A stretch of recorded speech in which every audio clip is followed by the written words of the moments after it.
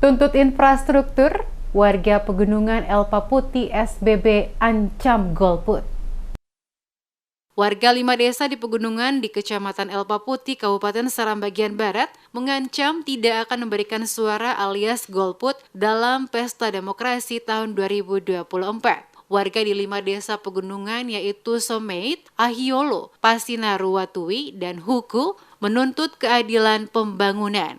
Pasalnya setiap momen politik baik pileg, pilkada maupun pilpres, para politisi yang melakukan kampanye di 5 desa itu hanya mengumbar janji manis tanpa ada realisasi. Warga menagih janji dari para politisi untuk menghadirkan infrastruktur jalan demi menjawab rentang kendali di 5 desa tersebut. Nyatanya setelah mereka terpilih dan menduduki kursi kekuasaan, semua janji itu hanyalah isapan jempol belaka. Tokoh masyarakat negeri Ahiolo Apsa Waiputi menyatakan, nantinya pada pesta politik tahun 2024, warga di 5 desa tersebut tidak memberikan suara alias golput karena janji untuk menghadirkan infrastruktur jalan menuju 5 desa itu tidak terrealisasi. Dikatakan masyarakat 5 desa pegunungan yang ada di timur perbatasan Kabupaten Seram bagian Barat dan Maluku Tengah itu sangat termarginalkan dari berbagai akses pembangunan, salah satunya akses jalan yang memang sangat dibutuhkan warga.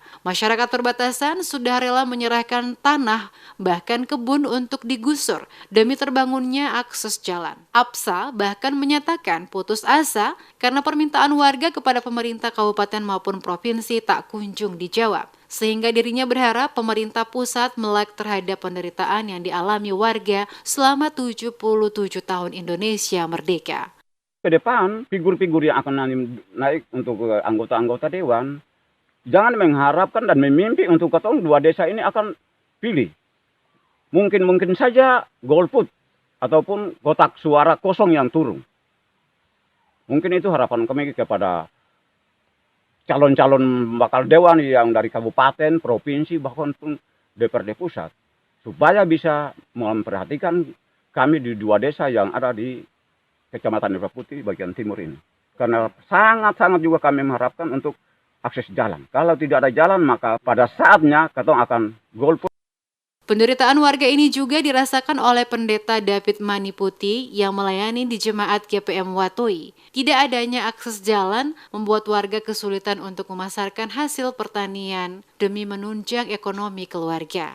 Dijelaskan untuk memasarkan hasil pertanian, warga harus memanggul hasil mereka sejauh lebih dari 40 km untuk sampai ke jalan utama. Jalan yang dilewati juga berlumpur di kala musim hujan dan sangat berisiko karena di beberapa titik terdapat longsoran. Dan lebih membahayakan keselamatan warga ketika mereka harus melintasi sungai besar kecil baik menggunakan seutas tali maupun rakit dari bambu. Masyarakat di 5 desa itu katanya sangat termarginalkan dari berbagai pembangunan selama 77 tahun Indonesia merdeka. Oleh karenanya, jika ada warga pada tahun politik 2024 memilih untuk golput, hal itu merupakan bentuk kekesalan warga yang selama ini tidak merasakan sentuhan pembangunan.